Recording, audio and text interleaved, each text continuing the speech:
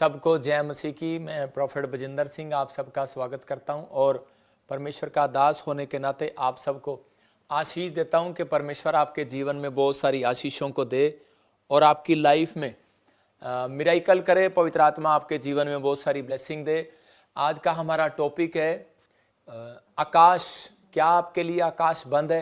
मैं उन लोगों के लिए बोल रहा हूं कि जिनको लगता है कि शायद मेरे लिए आकाश बंद हो गया है, शायद परमेश्वर ने बात करना बंद कर दिया है। जब एक व्यक्ति दुखों में, समस्याओं में चला जाता है तो वो हमेशा ऐसी ऐसी विचार, ऐसी ऐसी परिस्थितियां उसके जीवन में आती हैं और उसको लगने लगता है कि शायद मेरे लिए आकाश बंद हो गया है, मेरी प्रार्थना नहीं सुन रहा परमेश्वर, मेरे लिए कोई काम नहीं हो रहा। लेकिन अगर आपको ऐसा लग रहा है तो पवित्र आत्मा आज रात आपकी जिंदगियों में कुछ नया करेगा। आइए हम अपने हाथों को उठाएं और परमेश्वर से प्रार्थना करें कि परमेश्वर मेरे जीवन में कार्य कर। पवित्र आत्मा जी, मैं प्रार्थना करता हूं मेरे पिता परमेश्वर, जो लोग इस समय मेरे प्रभु तेरे नाम को महिमा दे रहे हैं परमेश्वर, जो ऑनलाइन जुड़े हुए हैं इस समय पवित्र आत्मा जी, छत्तीसगढ़ से, उड़ीसा से, महाराष्ट्र से, यूरोप से, ऑस्ट्रेलिया, अमेरिका, न्यूजीलैंड से, कनाडा से, दुबई से, पाकिस्तान से, पवित्र आत्मा जी, नेपाल से इस समय परमेश्वर, दोहा, कतर से इस समय जो लोग ऑनलाइन देख रहे हैं भारत के हर कोने से, छत्तीसगढ़, उड़ीसा, महाराष्ट्र, पंजाब, दिल्ली, फरीदाबाद, हरियाणा, जम्मू, यूपी, बिहार, झारखंड और कोलकाता से, पवित्र आत्मा जी, केरला से, गुजरात से, अहमदाबाद से, फरीदाबाद से, मेरे परमेश्वर राजस्थान से जो इस समय ऑनलाइन देख रहे हैं, मेरे पिता पवित्र आत्मा प्रार्थना करता हूं इनके जीवन में आज से तेरी आशीषें डबल होने पाए यीशु मसीह के नाम में, और ये लोग बढ़े और आशीष को पाए यीशु मसीह के नाम में। पवित्र आत्मा ने छू और बरकत दे यीशु मसीह के नाम में, आमीन।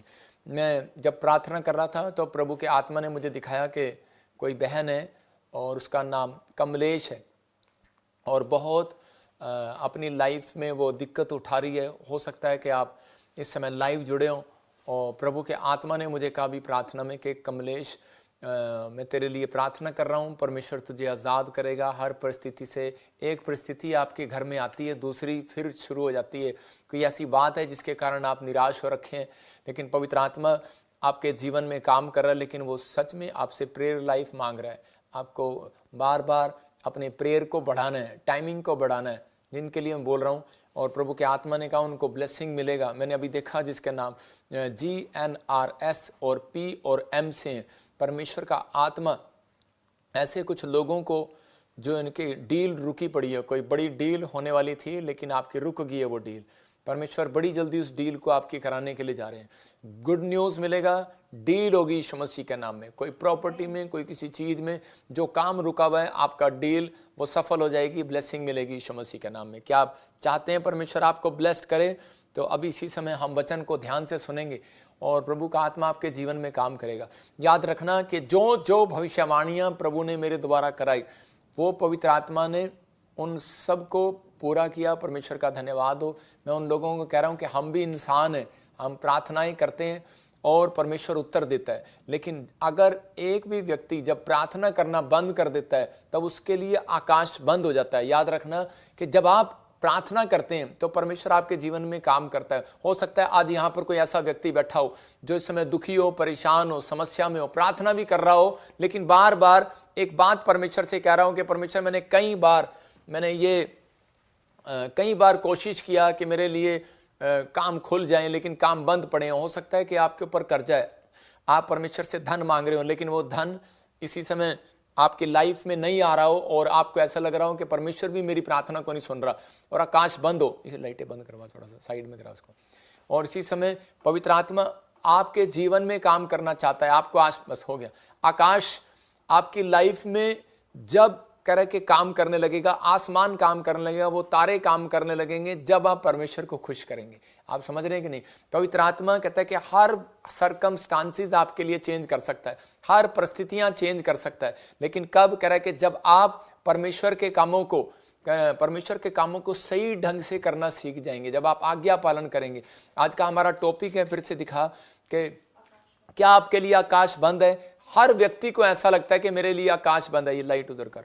और इसी समय हर व्यक्ति को लगता है कि मेरे लिए आकाश बंद है, लेकिन पवित्र आत्मा आज रात आपसे बात कर रहा है और कह रहा है कि आज आत्मिक जीवन जीना सीखें। अगर आप आकाश को खुलवाना चाहते हैं, अगर आप परमेश्वर के दिल को खुलवाना चाहते हैं, तो यीशु मसीह ने भी आकाश को खुलवाया और कह रहा है कि अगर आप चाहते हैं कि आकाश खुले, तो आप दिल खुले परमेश्वर का, तो आपको चाहिए कि इस समय परमेश्वर का दिल खुलवाने के लिए परमेश्वर की बातों को सीखना है, उसके वचन को मानना है, आत्मिक जीवन जीना सीखें। कह रहे कि 2 तरह के पाप जो है आपके आत्मिक जीवन को नाश करते हैं। कह रहे नंबर 1 घमंड, और नंबर 2 कह रहे कि जेलस का पाप, मतलब कि जलन। जब एक व्यक्ति घमंड के पाप में आ जाता है तो उसी समय उसकी लाइफ में कह रहे आत्मिक जीवन खत्म होने लगता है और वो नाश होने के कगार पर चला जाता है, और परमेश्वर आसमान ऐसे लोगों के लिए बंद कर देता है। मैं कह रहा हूं आप किसी भी तरीके के पाप में फंसे हुए हो, आपके लिए आकाश इतनी जल्दी बंद नहीं होगा। बंद तो उन लोगों के लिए भी होता है जो पाप करते हैं, लेकिन कह रहे कि जब आप घमंड करते हैं तो उसी समय परमेश्वर उस आकाश को, उन आसमान को कहता है कि वो अपने दिल को बंद कर लेता है उन लोगों के लिए, क्योंकि वो घमंडी लोगों को पसंद नहीं करता, घमंड से बात करने वालों को पसंद नहीं करता। घमंड से कहता, लेकिन लोगों को सब पाप के बारे में मालूम है, लेकिन उन्हें घमंड के बारे में मालूम नहीं है कि घमंड होता क्या है। बहुत सारे लोग चूक जाते हैं। आज बहुत सारे लोगों के लिए आकाश इसलिए बंद है क्योंकि वो अपनी प्रेयर लाइफ में कमजोर हो गए हैं, वो आत्मिक जीवन में कमजोर हो गए हैं।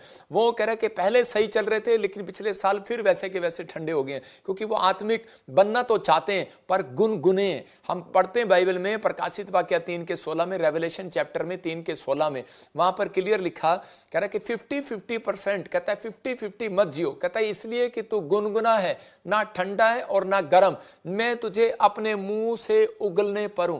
आज बहुत सारे लोग घमंड करते हैं मुझे प्रार्थना करनी आती है। आज बहुत सारे लोग घमंड करते हैं मुझे प्रचार करना आता है, मुझे चैनल पर बोलना आता है, मुझे आज ये काम करना आता है, मैं बड़ा ऑफिसर हूं, मैं बड़े पैसे वाला हूं, मेरे पास धन है। लेकिन इसी के 17 में क्या लिखा, हाँ पढ़ेंगे, देखो क्या लिखा,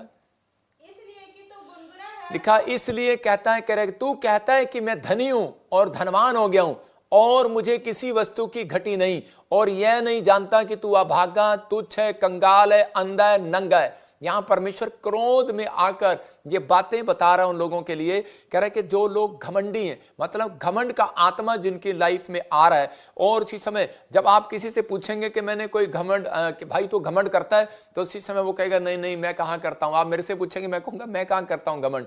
घमंड कह रहे कि सब पापों के पैर होते हैं। आप झूठ बोलोगे आपके अंदर से कायल होगा, आप अपनी पत्नी को थप्पड़ मारोगे रात को आप सो नहीं पाओगे, मैं कह रहा हूं बच्चे को मारोगे सो नहीं पाओगे, आपके मन में कायल करता है। मतलब कि इसका मतलब अगर आपका मन कायल कर रहा है तो आपके अंदर पवित्र आत्मा काम कर रहा है अभी भी, और आपको सुधारना चाहता है, आपके जीवन में काम करना चाहता है। जब आप झूठ बोलते हैं, गाली देते हैं, ईर्ष्या करते हैं, किसी भी प्रकार का पाप करते हैं, तो आपके अंदर एक आत्मा आपको कायल करती है, और उसी समय कह रहे कि आपके स्वभाव को करे, लेकिन आपको पता लग जाता है, अंदरूनी स्वभाव से पता लग जाता है, अंदरूनी आत्मा से पता लग जाता है कि यार मैंने गलती की है। जब हम कोई चोरी करते हैं, अगर कोई चोरी करता है तो उसी समय उसको पता लग जाता है, झूठ बोलता है पता लग जाता है।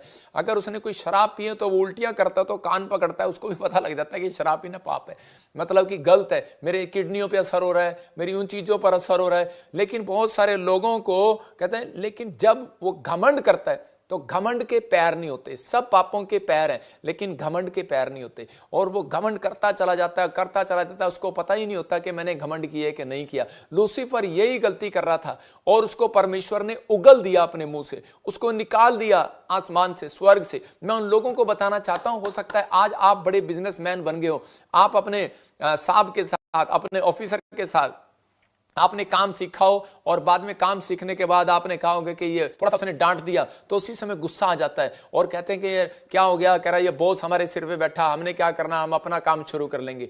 एक ऐसे ही एक आदमी था और उसने काम सीखा अपने मालिक से, और काम सीखने के बाद वो ट्रैक्टर का मैकेनिक था और उसने बड़ा अच्छा काम किया, शुरू किया, और उसके बाद कहता है लेकिन कई साल से, मतलब 3-4 साल से वो काम करता रहा, ट्रैक्टर मैकेनिक का काम करता रहा, और उसी समय उसकी स्पेयर पार्ट्स की दुकान थी, काम करता रहा, अच्छा चलता रहा, अच्छा चलता रहा। मैं अंबाले की घटना बता रहा हूँ, हरियाणा की। और वो जो है बड़ा अच्छा काम किया उसने, लेकिन थोड़े दिन के बाद कहता है उसने अपने बच्चे की तरह प्यार करता था उससे, और एक दिन उसने उसको डांट लगा दी, और डांट भी कुछ ज्यादा लगा दी, हाथ भी उठा दिया। तो उसी समय वो इतना बुरा मान गया और वो निराश हो गया, और वो कहने लगा, बुराई करने लगा उसकी, और कहने लगा, कह रहा है यही क्या, इसी को ट्रैक्टर का काम आता है, कहता है इसका काम तो मैं चला रहा हूँ, कहता है इसका काम तो, इसकी तो दुकान पे एक ग्राहक नहीं आए। वो चेलों के साथ करने लगा, गुटमुट करने लगा, गुटमुट करने लगा, कह रहा थोड़े से पैसे हो जाए या मेरे हाथ गले में से पैसे लग जाए, मैं छोड़कर भाग जाऊंगा। और उसी समय उस व्यक्ति ने वहां से मौका देखा और उसके 10 लाख रुपए लेके भाग गया। भाग तो गया, और उसने एक हैरानगी की बात की कि उसके सामने ही कहीं थोड़ी सी जगह पर उसकी दुकान खोल ली उसने, और दुकान खोली, और दुकान खोलने के बाद उसने बहुत बुरा बुरा बोलना शुरू कर दिया ग्राहकों को, सब कुछ करता रहा, सब कुछ करता रहा। घमंड का आत्मा काम करने लगा उसके अंदर। उसने कहा कि नहीं, मैं तो इससे बड़ा हो गया हूं, मैं तो कर लूंगा अपने आप काम, सब कुछ कर लूंगा, और ये जाने दे इसको। मतलब घमंड का आत्मा काम करने लगा। उसने कहा भाई तू काम कर लेकिन घमंड ना कर, मतलब बुराई ना कर, लेकिन वो बुराई पर हटा नहीं। और थोड़े दिन के बाद कहता है कि जो उसने कमाया था सब कुछ उसकी दुकान में आग लग गया, जीरो हो गया। वो जो लोन लिया था, जो सब कुछ लिया था, खत्म हो गया। तो याद रखना कि परमेश्वर का आत्मा कहता है कि उगल देता है कभी भी ऐसे व्यक्ति को। कहता है कि पहले शैतान चढ़ाता बहुत है लेकिन उगलने के लिए भी तैयारी रखता है। कि यहाँ पर उस व्यक्ति ने अपनी लाइफ में कहता है कि हो सकता है, कह रहा है 50-50 जी रहा हो, कि ऊपर से आज भी बहुत सारे लोग चर्च जाते हैं, प्रार्थनाएं करते हैं, अपने माँ बाप के साथ रहते हैं, लेकिन 50-50। जब माँ बाप काम करते हैं तो अच्छा है, सास बहू की अच्छी जब बनती है जब दो पैसे हों, लेकिन जब आजकल विश्वासी भी करे कि जब टिकते हैं, जब कहते हैं कि उनका काम बन जाए, जब काम नहीं बनता तो वो उसी समय लात मारकर भी भाग जाते हैं, बुराई करते हैं। तो लेकिन यहाँ पर परमेश्वर के आत्मा ने वचन से बताया, कह रहा है कि ऐसा समय आएगा, कह रहा है कि लोग 50-50 जो जीवन जीते होंगे मैं उन्हें उगल दूंगा। कहता है एक पहाड़ पर मतलब दो चक्की पीस रही होंगी, एक को ले लिया जाएगा, एक छोड़ दिया जाएगा। दो खेत में होंगे, एक ले लिया जाएगा, एक छोड़ दिया जाएगा, क्योंकि परमेश्वर आने वाला है, यीशु मसीह बहुत जल्दी आने वाला है। लेकिन सबसे पहले वो किसको पकड़ेगा? सबसे पहले उसको पकड़ेगा जिसके पास वचन का ज्ञान आया, मसीह लोगों को पकड़ेगा। बहुत सारे लोग चाहते हैं कि भाई नहीं नहीं नहीं देखो पता नहीं क्या होगा। ये पवित्र आत्मा ने मुझे बताया जब मैं बाइबल पढ़ रहा था कि परमेश्वर का क्रोध सबसे पहले किधर आएगा, किन देशों पर आएगा। तो परमेश्वर ने मुझे बताया सबसे पहले परमेश्वर का क्रोध उन देशों पर आएगा, कह रहा है जो यीशु मसीह को जानते हैं, जैसे अमेरिका, इंग्लैंड, ऑस्ट्रेलिया, न्यूजीलैंड, ये चीजें, मतलब कि ऐसे ऐसे बड़े बड़े देश जो क्रिश्चियन कंट्री, जैसे यूरोप से के परमेश्वर का काम शुरू हुआ। यूरोप के देश जिनमें करे पौलुस रहा, उन देशों में कहता है कि सबसे पहले क्रोध आएगा। और आप देख लेना 2025 में भी कि ये क्रोध जो है यूरोप के ऊपर से स्टार्ट होगा। बहुत सारी चीजें और बहुत सारी प्रॉब्लम्स आएंगी, जो झूठा भविष्यता खड़ा होगा, जिसको बोला जाएगा, क्योंकि बाइबल के अनुसार जिसको झूठा भविष्यता बोला गया वो ये कि यीशु मसीह यहाँ है, यीशु मसीह यहाँ है। मतलब झूठ बोलकर वो यीशु मसीह का रूप धारण करके वो खड़ा होगा। कई जगह से हो सकता है, वो कहीं से भी आए, चाहे चाइना से आए या कहीं से आए, लेकिन मैंने बताया आपको कि क्रोध जो है परमेश्वर का वहां से पड़ेगा। और बाइबल भी बोलती है, कह रहा है कि जिसको ज्ञान दिया गया और जिन्होंने ज्ञान लेने के बाद परमेश्वर के कामों में 50-50 किया, परमेश्वर उन्हें उगलने पर है। बाढ़ आएंगी, आंधी आएंगी, भूकंप आएंगी, तूफान आएंगी। फिनिश। प्रकाशित वाक्य अधिकतर लोग ना पढ़ाते हैं ना बताते हैं, क्योंकि इसमें लोगों को समझ में नहीं आता कि प्रकाशित वाक्य है क्या। लेकिन बाइबल क्लियर कहती है, कह रही कि तू आज भी नंगा है, नंगा आया था नंगा ही जाएगा। कह रहा ना तू धन ले जाएगा, ना तू यहां धरती पर कुछ लेकर जोड़कर जाएगा, कोई आज तक नहीं गया। लेकिन कह रहा है घमंड किस बात में कर रहा है। आज बहुत सारे लोग घमंड करते हैं कि मैं बहुत बड़ा प्रचारक हूं, वो घमंड करते हैं कि मैं बहुत बड़ा बिजनेसमैन हूं, मैंने इतने चेलों को तैयार किया, मैंने इतना वो किया। परमेश्वर का आत्मा कहता है जब तक आपका चरित्र सही नहीं होगा, अब तक आपका आत्मिक जीवन सही नहीं होगा। चरित्र में सिर्फ ये लोग यही देखते हैं कि शराब नहीं पीना, या विचार नहीं करना, गाली नहीं देना, झूठ नहीं बोलना, ठीक है, लेकिन उसके अंदर सबसे बड़ी बात यह है कि आपके अंदर कहता है सहनशीलता है, आपके अंदर धीरज है, आप आत्मिक जीवन जीते जीते कहता है कहीं आपके अंदर जलन तो नहीं आ गई है, आपके अंदर घमंड तो नहीं आ गया। कहता है कि दो पाप ही ऐसे हैं जो जलन, ईर्ष्या और घमंड, ये पाप किसी को पता नहीं लगते जल्दी से। अगर मैं आप ही से सवाल करूं या किसी से सवाल करूं कि आप घमंड करते हैं, तो वो सीधा कहेगा, गुस्से में आ जाएगा, कहता मैंने तो कभी घमंड नहीं किया। लेकिन परमेश्वर का आत्मा कह रहा है इन लोगों को सावधान करने के लिए कह रहा है। लेकिन अगर उगलने पर है परमेश्वर, तो इस गलती को सुधारना है। जो अभिषिक्तों के किन लोगों के लिए आकाश बंद कर देता है परमेश्वर, कह रहा है कि जो घमंड करता है, जो ईर्ष्या करता है और जो अपने से बड़ों का अपमान करना शुरू कर देता है, जो कहता है कि छोटा नहीं देखता, बड़ा नहीं देखता, प्रेम खत्म हो जाता है उसके अंदर, ईर्ष्या भरी होती है। परमेश्वर का आत्मा कह रहा है कि वो लोग थोड़े दिन के लिए रहते हैं, थोड़े दिन के बाद कहता है कि उनके जीवन में परमेश्वर कार्य तो करता है, लेकिन वो वही स्लोली करता है, कभी भी उनको सक्सेसफुल नहीं करता। वो लोग, चाहे वो बिजनेसमैन हो, चाहे कोई विश्वासी हो, चाहे कोई पास्टर हो, वो कभी भी अभी अधिकतर वो ऊंचाइयों को नहीं देखेगा, क्योंकि उसके अंदर जलन का आत्मा काम कर रहा होगा। जब इजराइल के अंदर, मैं कह रहा हूं कि वहां पर उसके यूसुफ के जो बाप था, यूसुफ के जो भाई थे, वो उससे जलन करने लगे। और जब वो जलन करने लगे तो उसी समय किस बात के लिए जलन करने लगे? सिर्फ यूसुफ ने एक बात कही थी कि परमेश्वर ने मुझे दिखाया कि मैं तुम्हारे से ज्यादा बढ़ने वाला हूं और मैं तुम्हारे से ज्यादा ब्लेस हो जाऊंगा और मेरा पूला खड़ा हो जाएगा। और मेरे पूले खड़े हैं और बाकी सबके पूले गिर गए भाइयों के।